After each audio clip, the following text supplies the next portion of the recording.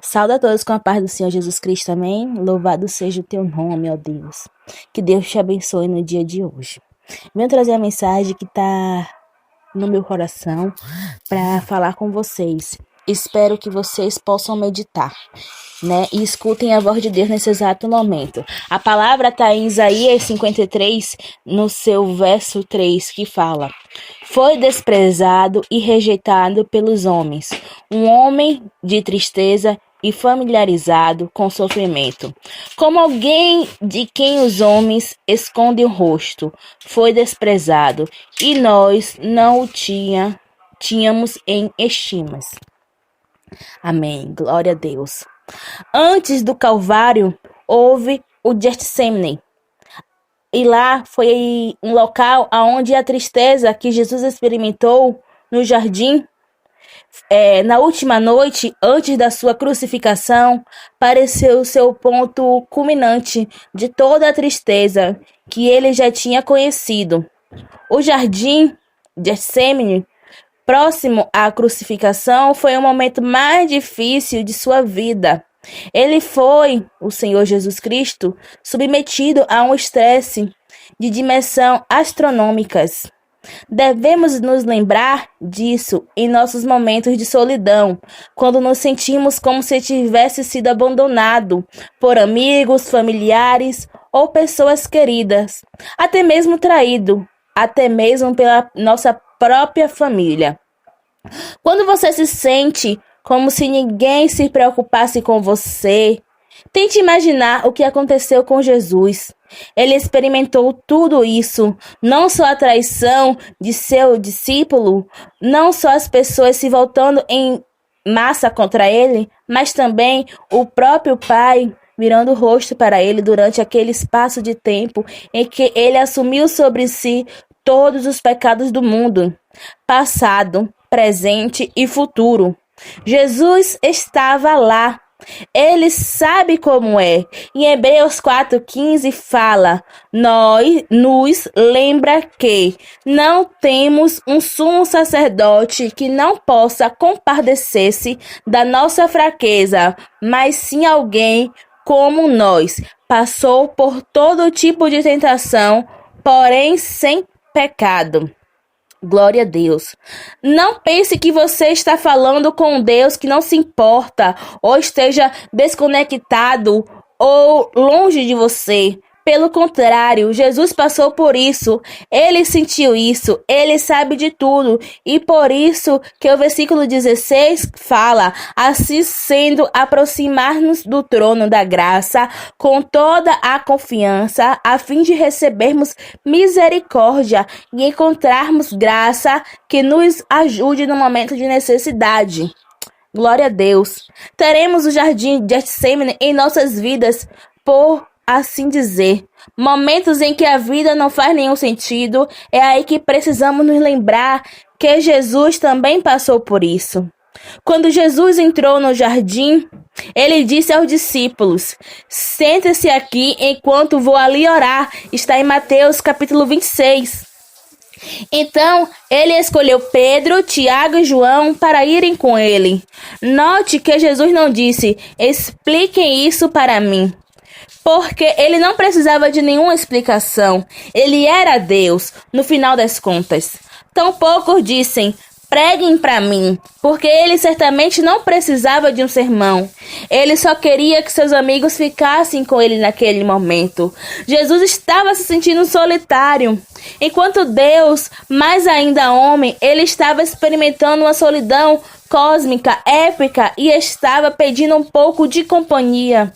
E isso é um lembrete de que quando alguém está sofrendo, uma das melhores coisas que se pode fazer é simplesmente estar presente. Em Gálatas 6 diz: levem os fardos pesados uns dos outros e assim cumpram a lei de Cristo.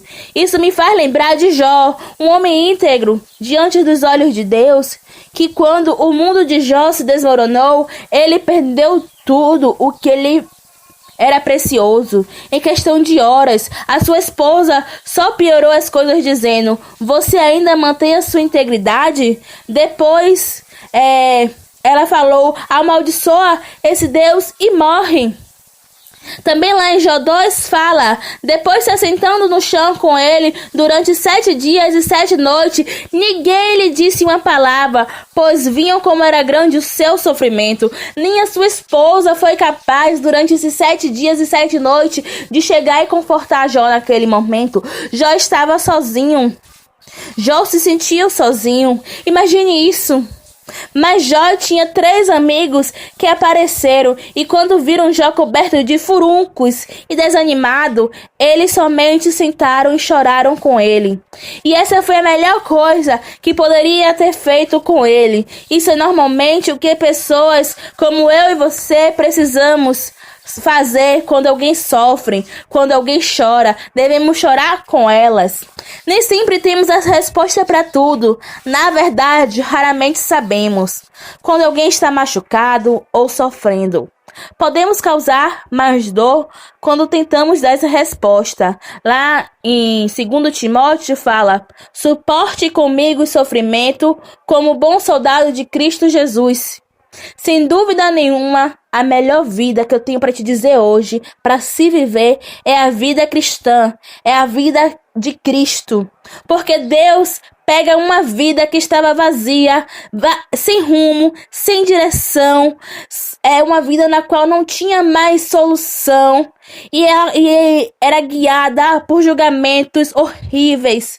Era uma vida na qual você estava sendo ali jogada que nem uma bolinha de ping-pong na mão do inimigo. E ele simplesmente transforma essa vida. Ele perdoa todos os nossos pecados. Ele remove nossas culpas. E literalmente passa a morar em nós através do Espírito Santo. Mais importante, ele muda o nosso endereço eterno de um lugar chamado de inferno para um lugar chamado de céu. Isso tudo acontece como resultado do poder do Evangelho que eu e você cremos, que eu e você proclamamos, que eu e você pregamos. No entanto, algumas pessoas acreditam no que eu descreveria como versão diluída do Evangelho. Um Evangelho que promete perdão, mas raramente menciona a necessidade de se arrepender dos seus pecados. Que promete a paz, mas nunca avisa sobre a perseguição. Um evangelho que não tem problemas em dizer que Deus quer que você seja saudável e rico, que diz que você vai sempre encontrar o favor de Deus, que uma vaga de estacionamento sempre estará disponível para você. Esse é um evangelho de mentira, um evangelho que não é verdade. Jesus fala que para seguir a ele você vai ter aflição, mas ele vai estar contigo. Mas esse não é o evangelho que o Senhor deixou para a gente lá no Novo Testamento. A vida cristã não é um parque de diversão, mas é um campo de batalha. Não existe apenas o Deus que ele ama e tem um plano para a sua vida, mas há também um inimigo que te odeia e que ele está o tempo todo ao seu derredor tentando te destruir, que ele se opõe aos planos de Deus na sua vida.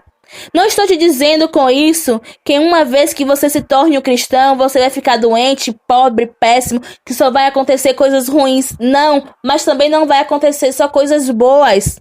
A essência da vida cristã é conhecer e andar com Deus. Trata-se de ficar com Ele quando o céu está azul e quando o céu também está cheio de nuvem, cheio de tempestades, raios, relâmpagos. É estar com Jesus a todo momento. Trata-se de permanecer firme na rocha. Jesus deixou claro que as tempestades vão entrar na nossa vida de cada uma maneira, de cada forma, e um de nós temos que sempre olhar para o alvo, porque se a gente permanecer desligado do céu, assim a gente se desliga de Deus. A gente tem que estar ligados o tempo todo, em todos os momentos. E à medida que procuramos conhecer e seguir a Cristo, vamos encontrar felicidade como benefício decorrente. Como dizem, preguem o Evangelho e quando necessário, use palavras. Às vezes, o melhor a fazer é só estar presente. Porque você acha que Deus teria permitido que seu filho passasse por algo tão horrível como a crucificação se todos os caminhos levassem a ele? De outro modo, porque Jesus teria de morrer. Deus poderia ter dito tudo certo, tudo tá feito, podem fazer como quiserem, acredite no que quiserem, mas não havia outro caminho pela qual satisfazesse as justiças e exigências de Deus. Por isso que Jesus orou: meu Pai, se for possível, afasta de mim este cálice. Contudo, não seja como eu quero, mas sim como tu queres. Tá lá em Mateus 26. O que é este cálice que Jesus fala? Eu creio que esse cálice seja o cálice da ira de Deus. Isaías chamou de cálice da ira dele. Tá lá em Isaías 51. Jesus experimentou a morte por todos. Por mim, por você, por seu filho, por seu neto e por sua geração futura. Em Hebreus 2:9 diz: vemos todavia aquele que por um pouco foi feito menor do que os anjos, Jesus coroado de honra e glória, por ter sofrido a morte, para que, pela graça de Deus, em favor de todos, experimentou a morte. Jesus tinha de sofrer o recebedor da ira de Deus em nosso lugar, para que pudéssemos ser perdoados do nosso pecado. Não havia outro jeito. E mesmo ele sabendo disso o tempo todo, ele não nos deixou. Ele continuou, ele carregou essa cruz, ele carregou esse jugo. Você está entendendo? Eu espero que sim. Então que você venha entender que quando você se sentir só, você não está só. Que quando você se sentir abandonado, traído, você não está só. Que por mais perseguições que você passe, tudo vale a pena, porque é um campo de batalha na qual você está sendo provado. É uma guerra que você vai vencer. E vai valer a pena cada minuto da sua vida se você permanecer em Cristo. E eu creio que esta palavra tem endereço certo. Esta palavra tem endereço certo. E se você ouviu até aqui, curta, compartilhe e comente. Porque mais gente precisa ouvir a palavra de Deus. Eu vou estar orando. E eu peço que você feche os seus olhos juntamente comigo, né? Que a gente venha se ligar ao trono do céu nesse exato momento. Mas antes de eu começar a oração, eu quero falar que hoje eu coloquei em áudio, porque eu estou fazendo uma viagem e aí eu não tive a disponibilidade de gravar o vídeo, mas não deixei de vir trazer a palavra. Então, eu acredito, se for assim a permissão do Senhor, porque até Deus, Jesus, falou que era para fazer conforme a vontade dele. Então, eu sou filha e falo, se for da vontade do Senhor Jesus, segunda-feira eu trago o vídeo. Certo? Né? Então vamos orar.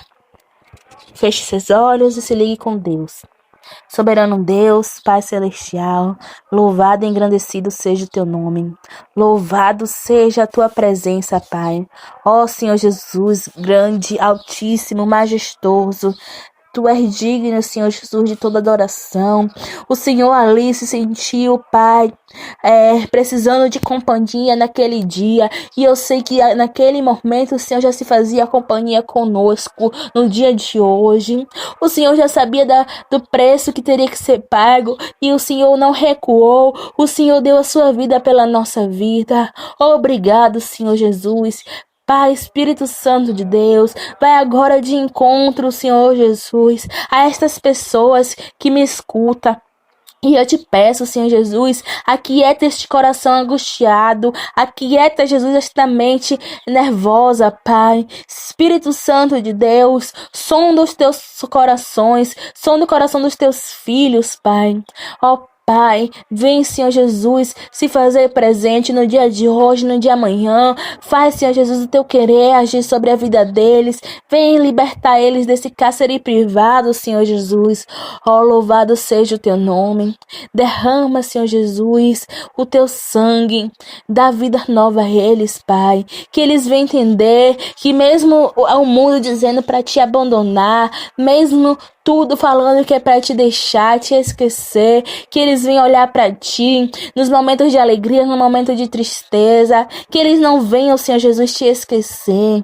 Ó Pai, vem agora, Senhor Jesus, ouvindo a oração do teu servo e da tua serva, que está seguindo, Senhor Jesus, o teu trajeto, que está seguindo a tua palavra, os teus mandamentos. Ajuda, Senhor Jesus, aqueles que estão sendo perseguidos por pregar a tua palavra, que estão sendo perseguidos na igreja, no trabalho, na escola, na faculdade, que estão sendo perseguidos até dentro de casa. Liberta, Senhor Jesus, aqueles que ainda não conseguem ver o provável da certeza do Espírito Santo. Vai tirando as escamas dos olhos, vai abrindo os ouvidos para que venham ouvir a tua palavra, Senhor Jesus. Vem também, Senhor Jesus, freando a língua, Pai, para que a gente não venha ferir como uma espada de dois gumes. Vem nos ensinar, Senhor Jesus, ter paciência, ter mansidão de espírito, ter também, Senhor Jesus, domínio, Senhor Jesus, da nossa natureza, para que a gente não venha pecar contra ti, Pai. Louvado seja o teu nome. Nos ensina, Senhor Jesus, a ser sábios, nos ensina a ser próspero, nos ensina, Senhor Jesus, ser fiéis a ti, Pai. Não porque nós merecemos, mas por amor ao teu Filho. Assim eu te peço, ó Deus, em nome do Pai, do Filho e do Espírito Santo de Deus. Louvado seja o nome de Deus. E assim eu agradeço.